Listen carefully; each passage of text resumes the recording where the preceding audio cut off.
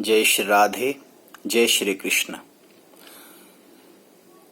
आज बहुत लोगों के मन में यह प्रश्न बार बार उठता है कि हम किसकी पूजा करें, हम किसकी उपासना करें, हम किसे अपने जीवन में अपना इष्ट माने। कहते हैं एक साधे सब सधे, सब साधे सब जाए। जीवन में एक को मान लो, एक को ही अपने जीवन का सर्व आधार बना लो। एक लाठी सहारा होती है, हजारों लाठियां बोझ बन जाया करती हैं। पूजा करें हम सभी की, इस प्रश्न का उत्तर धर्मशास्त्र देते हैं कि पूजा करें हम सबकी, अर्थात मंदिर हम जाएं तो मंदिर में हम जाके मान लीजिए हमारे इष्ट भगवान शिव हैं, भूत भावन भोलेनाथ हैं। और जब हम मंदिर में गए, बहुत लोग यह पूछते हैं कि अगर हमारे इष्ट शिव हैं तो फिर क्या हमें केवल शिव की ही उपासना करनी चाहिए? तो इसका उत्तर कि अगर हमारे इष्ट शिव हैं, हम मंदिर जाएं और मंदिर जाके हमने प्रणाम किया माँ भगवती को, माँ दुर्गा को, तो प्रणाम करके माँ दुर्गा को हमें उनसे क्या मांगना चाहिए? हमें उनसे मांगना चाहिए कि हे माँ, मुझे मेरे जीवन में भूत भावन भोलेनाथ के चरणों की भक्ति देना।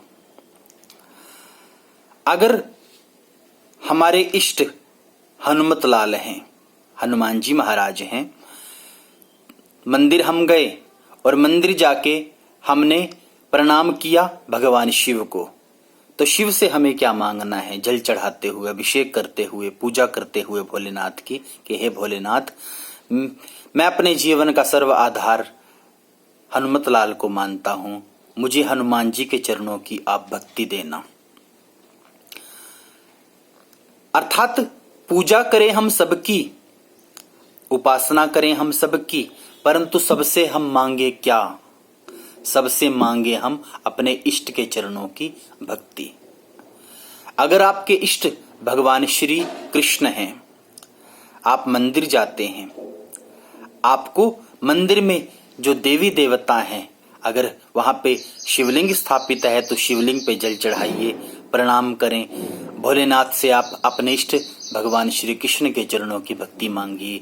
हनुमत लाल को प्रणाम कीजिए, हाँ, उनसे भी आप अपने इष्ट के चरणों की भक्ति मांगिए। माँ भगवती को भी प्रणाम कीजिए और माँ भगवती से भी आप अपने इष्ट भगवान श्री कृष्ण के चरणों की भक्ति मांगिए।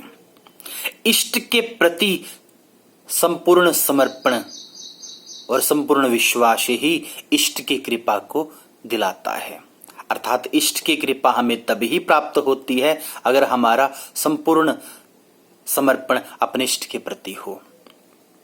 श्री ध्रुव जी महाराज को श्री नारद जी ने एक ही मंत्र दिया था जब वे माता ने डांट दिया था कि जाओ बेटा वन में जाओ, वन में जाके तप करना, और अगर कहीं तुम्हारे तप से भगवान प्रसन्न हो जाएं तो उनसे क्या मांगना कि मुझे अगले जन्म में सुनिधि के गर्भ से ना पैदा करके, मुझे सुनीति के गर्भ से पैदा ना करके मुझे सुरुचि के गर्भ से पैदा करना। छोटा सा बालक ज्यादा कुछ नहीं जानता था, परंतु फिर भी वो बालक ध्रुव चल पड़ा वन में। सदगुरुदेव मिले श्री नारद जी महाराज, और श्री नारद जी महाराज ने एक मंत्र दिया, एक मंत्र दिया, ओम नमो भगवते वासुदेवाय, कि हे पुत्र, तुम्हारे इष्ट स्वयं श्री हरि हैं, वन में जाओ और वन में जाके तप करना, तुम्हारे तप से वो प्रसन्न होंगे।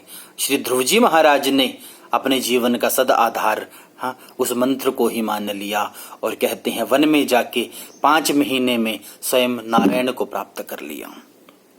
मिलते हैं भगवान, प्राप्त होते हैं भगवान, अगर हमारी इष्ट के प्रति सच्ची निष्ठा हो, इष्ट के प्रति हमारा सच्चा विश्वास हो, इष्ट के प्रति हमारी सच्ची भक्ति हो, तो जीवन में इष्ट की प्राप्ति स्वतः हो जाती है, अपने आप हो जाती है। इसलिए इष्ट की पहचान कौन कराता है? इष्ट की पहचान कराता है कोई सदगुरु। कोई गुरुदेव ही आपको आपके इष्ट की पहचान कराएगा। वो ही आपको बताएंगे कि आपके जीवन के सद आधार श्री राधा कृष्ण चरण है। वही आपको बताएंगे जीवन में आपके सद आधार भगवान भूत भावन भोलेनाथ हैं। वही आपको आपके जीवन में बताएंगे आपके जीवन के सद आधार हनुमत लाल हैं। अर्थात पूजा सबकी करो। सनातनी देवी देवताओं की पूजा सभी की करो। हमारा सनातन पूर्णतः सभी देवी देवताओं की पूजा की उपासना करता है और हम सबको करनी चाहिए। अपने देवी देवताओं को हमें मानना चाहिए।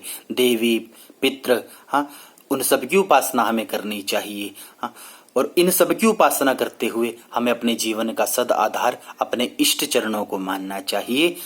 इसलिए इष्ट ही जीवन का वास्तव में सद आधार है। आज के लिए आप सबके लिए यह इष्ट रूपी संदेश, हम सभी इस संदेश को अपने जीवन में आत्मसात करें, हम सभी इस संदेश को अपने जीवन में माने, ऐसा आप सभी से अनुग्रह है। जय श्री राधे, जय श्री कृष्ण।